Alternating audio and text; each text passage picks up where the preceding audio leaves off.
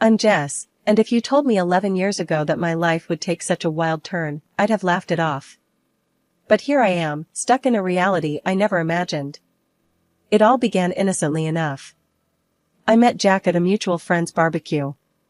He was charming, with a smile that could light up a room, and we hit it off right away. Fast forward through a whirlwind romance, and we were married, living what seemed like a dream. A year into our marriage, our son Max came into the world, making our little family feel complete. Life got real tough when Max started getting sick all the time. My job was on the line, but my boss, Mr. Harris, he was a lifesaver. Jess, you're a rock star at work, and we can't lose you. How about you work from home? Keep an eye on the little guy and keep the ball rolling here, he suggested. And just like that, my living room turned into my new office. Juggling work calls, Max's needs, and household chores became my new norm. But that's where the fairy tale ended and real life began. As I became the superwoman handling it all, something in Jack changed. The man who used to help around the house, who used to play with Max for hours, began to change. It was like he resented me for being at home, even though it was for our son. He'd walk in from work, not even a hello before he'd slump on the couch, eyes glued to his phone. Jack, could you help Max with his homework? I'd ask after a long day of balancing spreadsheets and laundry. I'm beat, Jess. You handle it. You're home all day, aren't you? He'd reply, not even looking up. His words stung, but I bit my tongue. I didn't want to fight in front of Max, who was becoming more perceptive each day. But it wasn't just me. His attitude towards Max shifted too. Gone were the days of patient father-son chats. Now, it was all short, snappy comments. Max, quit being a baby. Man up. Jack would snap when Max struggled with something. I tried to talk to Jack about it, to understand what was eating at him. But every attempt just bounced off him like he was made of stone. Jack, we need to talk. This isn't working, I said one evening when Max was at a sleepover. Here we go again. Nag, nag, nag. You know, maybe if you weren't so busy playing the perfect housewife, you'd see I'm dealing with real stress at work, he retorted, his words laced with a bitterness that took me aback. But we're supposed to be a team, Jack. It's us against the problem, not us against each other, I shot back, my patience wearing thin. Save it, Jess. I've got enough on my plate without home becoming another battlefield, he said, dismissing the conversation with a wave of his hand before storming out. I stood there, in the silence of our living room, feeling more alone than ever. It was like living with a stranger, a man who wore the same face as my husband but carried none of his warmth, none of his love. The shift in Jack's behavior didn't just come out of the blue. It crept in slowly, like a shadow growing longer as the sun sets, until one day, the room was dark. About 3 years back, that's when the late nights started becoming more frequent. Each time Jack walked through the door past midnight, his excuses were as thin as paper. It was a Tuesday, I remember, because Max had just won his soccer game, and we were waiting to celebrate with Jack. But as usual, the chair at the head of the table remained empty. Max's eyes kept darting to the clock, then to the door, and finally, settling on me with a mix of disappointment and confusion. I plastered a smile on my face, trying to keep the mood light. Your dad's really swamped at work, honey. But he's so proud of you, you know that, right? I reassured Max, but the words felt hollow even to me. It wasn't until much later that Jack decided to grace us with his presence. The sound of the door creaking open pulled me out of my troubled thoughts. I was sitting at the kitchen table, the remains of a celebration that never was laid out in front of me. Jack walked in, looking worn out, but there was something else in his demeanor, something off. I could smell the faint trace of perfume, definitely not mine, and it made my stomach churn. Jack, where have you been? Max waited up for you. He won his game today, remember? I tried to keep the accusation out of my voice, but it was hard. The game. Yeah, work, Jess. It's killing me. You know how it is. Jack mumbled, not even bothering to meet my gaze as he made a beeline for the fridge. No, I don't know, Jack. It seems like work is all you ever have to say these days. And what's that smell? Since when do your colleagues wear such strong perfume? I pushed, the words spilling out before I could stop them. Jack's head snapped up, his eyes narrowing. What are you implying, Jess? That I'm cheating on you? That's rich, coming from someone who's holed up here all day. The accusation stung, and I felt my face flush with anger. I'm here taking care of our son, our home, while you're out there doing God knows what. And it's not just the perfume, Jack. I found a strand of black hair on your jacket. Last time I checked, my hair was blonde. Jack let out a scoff, his ego inflating like a balloon. Oh, please, Jess. You're being paranoid. You think just because I come home smelling like someone else's perfume, I'm having an affair? Maybe you're just jealous. Maybe you still want me, huh? I was taken aback by his mockery. It wasn't like him. The Jack I knew would have reassured me, would have laughed it off and made me feel like a fool for even doubting. But this man, this stranger in my kitchen, he was egging me on, almost enjoying it. You think this is funny, Jack? Our marriage is hanging by a thread, and you're standing there making jokes? What happened to you? My voice broke, the frustration and hurt I'd been bottling up finally spilling over. Jack shrugged, his expression cold and detached. Maybe I've just had enough, Jess. Enough of this domestic bliss you keep trying to shove down my throat.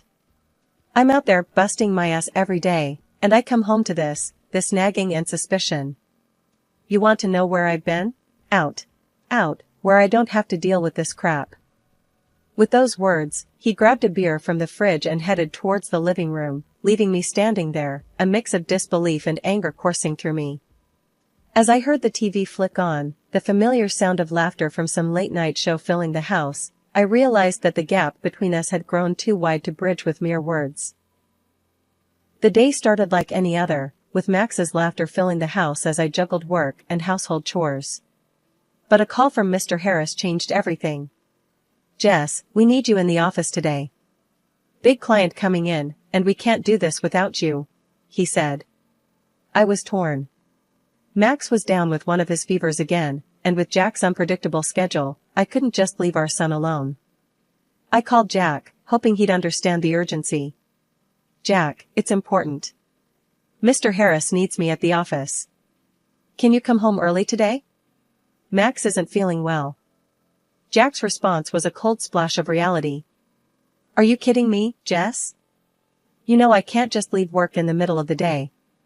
Handle it, like you always do. His words stung, but there was no time to argue. I called Helen, Jack's mom, and thank heavens, she agreed to help. Of course, dear. You go and take care of your work. Max will be fine with me. The meeting was intense, but we nailed it. Mr. Harris suggested celebrating at a nearby restaurant, and though my mind was at home with Max, I couldn't refuse. We settled into our seats, the clinking of glasses and the murmur of conversations around us. But as I scanned the room, my heart dropped. There, in a dimly lit corner, was Jack, his hand on another woman's, their heads close together in intimate conversation. I felt like I'd been punched in the gut. Mr. Harris noticed my pale face. Jess, are you all right? You look like you've seen a ghost. I shook my head, not trusting my voice. I need a moment, I managed to say, my legs shaky as I stood up. I headed to the restroom, my mind racing. This couldn't be happening. Not Jack. Not us. But the truth was right there, laughing and flirting over candlelight. I splashed water on my face, trying to calm the storm inside me. As I looked in the mirror, a fierce determination replaced the shock. I wouldn't let this slide. Not this time. Back at the table, I apologized to Mr. Harris and the clients. I'm sorry, I need to take care of something urgent. Please excuse me. I left the restaurant, my mind a whirlwind of hurt and anger. Jack didn't even notice me leave, so engrossed was he in his affair. I made it home, my hands trembling as I opened the door. Helen was there, her concerned eyes meeting mine. "Is everything all right, dear?" I couldn't spill it, not then. "Just a rough day at work, Helen. Thanks for watching, Max." Helen gave me a knowing look. "Anything you want to talk about?" I forced a smile. "Nothing to worry about. Just work stuff." "Thanks again, Helen." After Helen left, the silence of the house wrapped around me. The image of Jack with that woman replayed in my mind. But I wasn't about to let anger take the wheel. This fury was fuel. Jack had made his choice, and now it was my move. The game had shifted, and as the night crept in, a plan began to form. A plan to make sure Jack regretted betraying the family he took for granted. The next morning felt heavy, like I was carrying a weight around my heart. Jack had left early, his usual routine, acting like nothing was wrong. But everything had changed for me. As I watched Max play, his innocence a stark contrast to the mess of our lives, I knew I had to act. But how? I couldn't just confront Jack without proof, and my word against his wouldn't hold up. I remembered a conversation with a friend about a private detective they had used. It seemed like a drastic step, but desperate times called for desperate measures. I waited until Max was settled with his video games, then I made the call. "Hello, is this Mr. Reynolds?" I asked, my voice barely above a whisper. "Yes, this is he." "How can I help you, ma'am?" came the reply, professional and to the point. I took a deep breath. I need your services. I suspect my husband is involved with someone else. I need proof." Mr. Reynolds was all business. "I understand, ma'am. We handle these cases with utmost discretion. Can you tell me more about your situation?" I poured out the details, the late nights, the perfume, the restaurant incident. Mr. Reynolds listened without interruption, then said, "We can start surveillance on your husband immediately. We'll gather evidence and keep you updated. My fee is—" I agreed without hesitation. The price didn't matter, I needed the truth. Days turned into weeks, and each time Mr. Reynolds sent over photos or snippets of conversations, my heart sank a little more. Jack with the same woman, at restaurants, at a park, and once, chillingly, at a jewelry store. It was like watching a train wreck in slow motion, each piece of evidence a brutal confirmation of Jack's betrayal. One evening, as I sat staring at the latest set of photos, Max came up to me. "Mom, why are you sad? Did something happen?" I quickly hid the photos and forced a smile. "It's nothing, honey. Just some work stuff. You know how it is." Max looked unconvinced. "If Dad is making you sad, I can tell him to stop. He should be nice to you." I hugged him, tears threatening to spill. "You're such a good boy, Max. But it's not your fight. Mom's got this under control, okay?" Max nodded, but his eyes still held worry. It broke my heart to see him like this, but it also steeled my resolve. Jack had to be held accountable, not just for me, but for Max's sake too. Max's 10th birthday should have been a day of joy and laughter, a celebration of a decade of life. The house was decorated, the cake was ready, and Max's eyes sparkled with excitement. But as the day unfolded, it became clear that it was going to be anything but typical. Jack, once the cornerstone of our little family, had been drifting away, his presence now just a shadow. This day was no different. "Jess, work slammed. I can't make it," he said over the phone, his voice as cold as the winter wind. I watched from the window as he drove off, leaving a cloud of dust and a heavy heart behind. Helen and George, Jack's folks, did their best to fill the void, their faces a mix of concern and disappointment.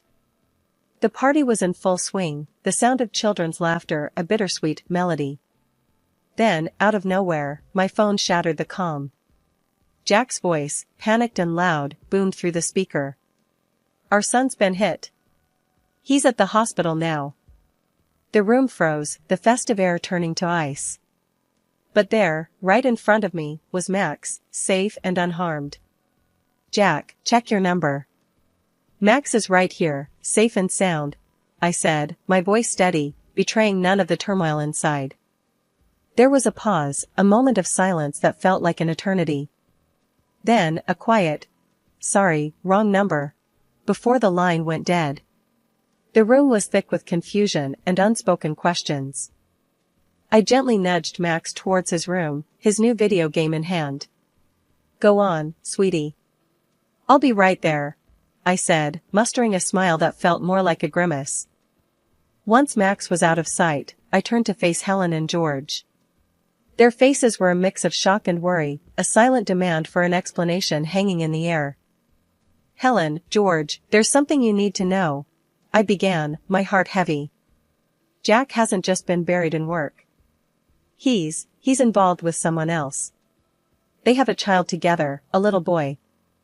The words hung in the air, heavy and suffocating. Helen's eyes welled with tears, and George's jaw clenched, his anger barely contained. "Jess, are you certain?" Helen's voice was a whisper, her world crumbling. I nodded, the truth a bitter pill. "I've seen them, heard their conversations. It's undeniable." The room was silent, the weight of betrayal pressing down on us. "We're with you, Jess. Our son, doing this, it's unforgivable," Helen said, her voice quivering but strong. George stood up, his posture rigid with resolve. "Jack will have to face us, to explain this madness. He owes you, answers." The rest of the day was a haze. The candles were blown out, the cake was cut, but the joy was overshadowed by the storm that loomed on the horizon. As the sun set, casting long shadows across the room, I realized that this was no longer just my battle. That evening, the house was quiet, too quiet. It was the calm before the storm. I sat in the living room, Helen and George by my side, the air heavy with anticipation. We were waiting for Jack, the man who had shattered our lives with his deceit. The door creaked open, and there he was, sneaking in like a thief, unaware of the confrontation that awaited him. He tiptoed towards the stairs, but before he could take another step, I flicked on the light. "Evening, Jack. How's your son? The one who got hit by a car?" I asked, my voice calm, but laced with a venom that made him freeze in his tracks. Helen and George sat there, silent sentinels, their eyes fixed on Jack, waiting for his response. Jack's face went pale, his facade crumbling. That was a bad joke, Jess. I didn't mean it." I couldn't help but let out a bitter laugh. "A joke? Is that what you call it?" Without another word, I threw the photos and documents on the table in front of him. Each picture, each piece of paper, a testament to his betrayal. "This is no joke, Jack. This is your other life, laid bare for all to see." Jack's eyes darted from the photos to his parents, the magnitude of his actions finally sinking in. I can explain," he stammered, but his words fell flat. "You're done talking, Jack. These pictures, these documents, they speak louder than any lie you could come up with," I said, my resolve steel. Helen let out a sob, her hands covering her face. George's expression was stone, his disappointment a tangible force in the room. "To think our son would stoop this low," he muttered. Jack turned to his parents, desperation in his eyes. "Mom, Dad, But George cut him off, his voice firm and final. "You've made your bed, Jack. Now you lie in it. I'm cutting you off. Everything you would have gotten goes to Max." Jack looked at me, a last-ditch plea in his eyes. "Jess, please. I'll do anything. Don't do this." But the time for mercy had passed. "You had your chance, Jack. Now it's time you face the consequences. I want a divorce, and I'll make sure you pay for every heartache you've caused." The room was silent, the finality of my words hanging in the air. Jack, defeated and broken, gathered his things, his departure marking the end of our life together, but the beginning of a new chapter for me, for Max, for us. Days after Jack's departure, the echo of the door slamming still hung in the air, like a bad odor. I thought I'd seen the last of the drama, but I was dead wrong. The doorbell rang, a sharp, intrusive sound that felt like an invasion.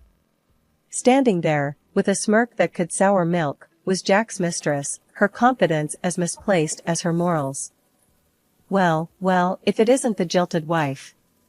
Time to pack up, darling. Jack's with me now, and so's everything that was yours. This pretty little house? I'm thinking curtains, maybe some new furniture. Her words were like nails on a chalkboard. I couldn't help but laugh, the sound bitter. You're dreaming if you think you can claim my house. This place? It's from my family. Jack couldn't lay a claim on it if he tried. Her smug expression faltered, confusion and anger warring on her face. She whipped out her phone, her false nails tapping furiously. Jack, you better explain this right now. You said this house was ours. In no time, Jack was at the door, his face ashen. The house, it's Jess's, he stammered, avoiding my gaze. The mistress's face turned a shade of red I didn't know existed. You pathetic liar. You promised me a fairy tale, and now you're telling me it's just a bedtime story? I watched the drama unfold, my arms crossed, a smirk playing on my lips. But I had one more card to play. Seems like we're airing dirty laundry today. Why not throw in these? I said, slapping the photos on the table. Looks like someone's been two-timing. Here you are, leaving a hotel with another man. Care to explain, sweetheart? The room erupted into chaos, a tornado of insults, accusations, and shattered illusions. I stood there, the eye of the storm, watching the destruction. Thinking of a paternity test, Jack? Might want to find out if you're really the daddy. The aftermath was a scene from a soap opera. The mistress, her dreams shattered, stormed out, leaving Jack standing in the ruins of his choices. And me? I stood tall, the victor in a battle I never wanted to fight. The final chapter of the tumultuous saga brought both closure and new beginnings. The divorce was more than a legal separation, it was the severing of ties that had bound me to a life of uncertainty and betrayal. Jack, in a desperate attempt to cling to a shred of dignity, underwent the DNA test, only to have his illusions shattered. The child he thought was his bore no trace of his DNA. Helen and George, once the loving grandparents and in-laws, now stood as my steadfast allies. George's decision to create a trust fund for Max wasn't just about securing a future for his grandson, it was a statement, a clear denouncement of Jack's actions. This boy's future won't be clouded by his father's shadow, George had said, his voice heavy with a mix of anger and resolve. The house, once filled with laughter, then whispers of betrayal, was now a sanctuary of peace. It was during one of these quiet evenings that Mr. Harris, or Tom as he insisted, visited. His presence had always been a source of comfort, but this time, there was a different energy about him. Jess, I hope it's okay, me dropping by like this. Tom began, his hands slightly fidgeting, a contrast to his usual composed demeanor. I offered him a smile, the familiarity of his presence a welcome comfort. Of course, Tom. It's always good to see you. He hesitated for a moment, then took a deep breath.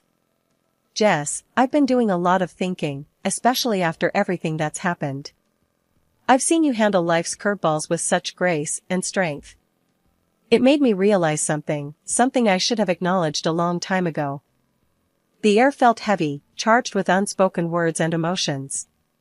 Tom, what are you trying to say? His gaze met mine, earnest and unwavering. I love you, Jess. Not just as the brilliant colleague you are, not just as the friend who's been by my side. I love you for the incredible woman you are, for the strength you embody. I want to be there for you, for Max, if you'll let me. The confession, honest and raw, stirred something within me. A mix of surprise, fear, and a flicker of hope. Tom, this is a lot to take in. I appreciate your feelings, truly. But I need time to process, to understand what this means for me, for Max, for us. Tom nodded, understanding etching his features. Take all the time you need, Jess. I'm not going anywhere. I just wanted you to know how I feel, to understand that whatever the future holds, I'm here. As he left, the silence of the house enveloped me. The words we'd exchanged echoed in my mind, a gentle yet profound reminder that life still had surprises in store, that maybe, the end of one chapter was simply the beginning of another.